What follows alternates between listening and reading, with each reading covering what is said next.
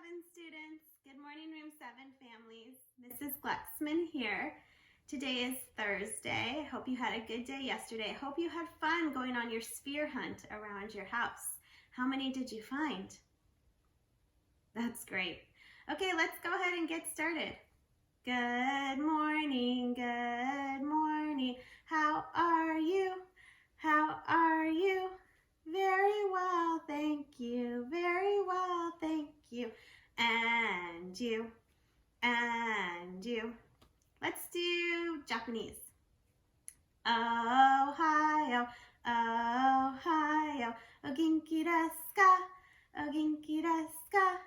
Genki desu, arigato. Genki desu, arigato. Anata wa, anata wa. How about Spanish? Buenos dias, buenos dias, ¿cómo estás? ¿Cómo estás? Muy bien, gracias, muy bien, gracias. Y usted, y usted. Good job, everybody. Let's go ahead and see what day it is. Yesterday was Wednesday, so that means today is Thursday. Thursday, Thursday. The name of our month is April. April, April, and yesterday was April 15th. Do you remember what comes after 15? Let's count and find out. Here we go. 1, 2, 3, 4, 5, 6, 7, 8, 9, 10, 11, 12, 13, 14, 15, 16. 16, a 1 and a 6 makes a 16, and it is Thursday, April 16th, 2020. The weather outside of my house is another sunny day, so I'm going to color in a sunny bar on our April weather graph. We've had a lot of beautiful sunny days this month. So far, 1, 2, 3, 4, 5, 6. 6 sunny days. And 1 cloudy day. Of course, those are school days. We didn't keep track of weekends or spring break. That's why there's so few. Anyways, today we're going to read a book. We're still talking about balls, so we're going to read a book called Bounce. Bounce by Doreen Cronin. So let's go ahead and get started with our story. Bounce by Doreen Cronin and Scott Meckham.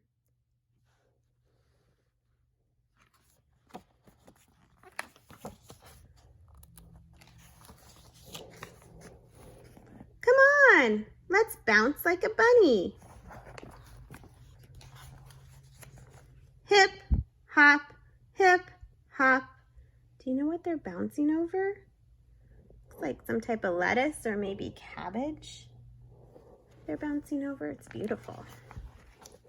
Let's bounce like a frog. Kerplop, kerplop.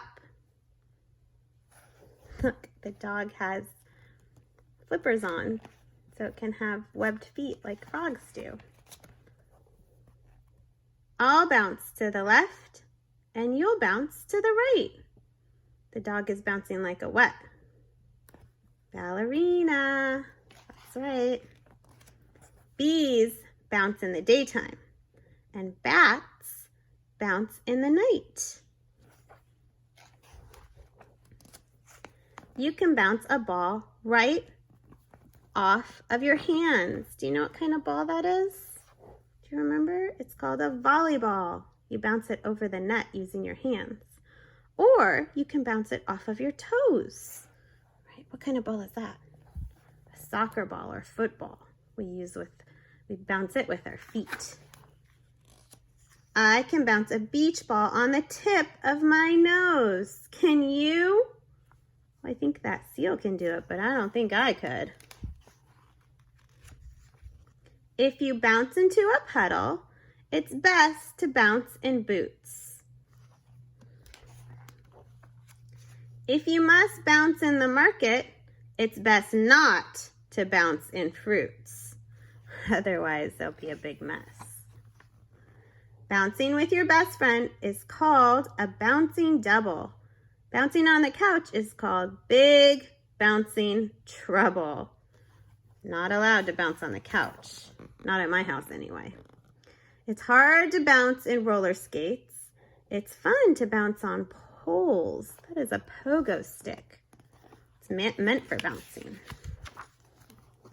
If hippos bounced from place to place, imagine all the holes. Because hippos are heavy, right? They would make holes in the ground. If bouncing in the sun gets hot, bounce back into the shade. If bouncing makes you thirsty, bounce yourself to lemonade. A bounce can turn into a bump into a fall. But it's better to have bounced and bumped than never to have bounced at all. It's a lot of Band-Aids that dog has. The end. This is a book all about bouncing, right? The way balls bounce, you can bounce too. Remember, every time we read a book, we add it to our calendar. So let's look up here at our calendar. I'm gonna slip it carefully behind today. Make it straight. There we go. There's Bounce. That was a great book. Okay guys, it's time to log on to Seesaw and do today's activities. After you're done with today's activities, I have a challenge activity for you. It's all about watching balls roll. So at school, we had these beautiful ramps. I know so many of you love to play with them every day. I brought one home because I knew I wouldn't want to show it to you. But at home, you probably don't have these, and neither do I. I only have this one. So you're going to have to make a ramp. A ramp is something that is at an incline, a diagonal. We use the words diagonal in room 7 all the time. Remember? Horizontal, vertical, diagonal. So you're going to have to find something that you can put at a diagonal. I found this big box that Brody and Ella had been using to play with. And what we're going to do is set the box up against something so that it's at a diagonal. We don't want it flat. We want it to be at a diagonal. Then you're going to go around the house and collect some things. I want you to collect some things that are spheres and collect some things that aren't spheres. So, and we're going to see how they roll down our homemade ramp. So, first, let's try the baseball. Baseball rolls down the ramp pretty well, right? Next, let's try Z. Do you think Z is going to roll down the ramp? Let's try. Uh-oh. Z doesn't even really roll down the ramp when I pat him because Z is not a sphere, right? Let's try a snowball. This is not a real snowball. It's just a pretend one. Let's see if it will roll down the ramp. It does, because it's a sphere. How about Brody's octopus toy? Do you think it's going to roll down the ramp? It's got a sphere head, but it's got all these tentacles. What if I put it on its head? Nope, not going to roll. Now, another activity that I can try after I've done that for a while is I can make my ramp taller. I can add something else. I have 2 plastic boxes. I can make it taller. And you can race different spheres down and see which spheres go faster. Here I have a tennis ball and a ping pong ball. Which one do you think is going to hit the ground first? Let's see. Ready? 1, 2, 3. Oh, the tennis ball won by this much.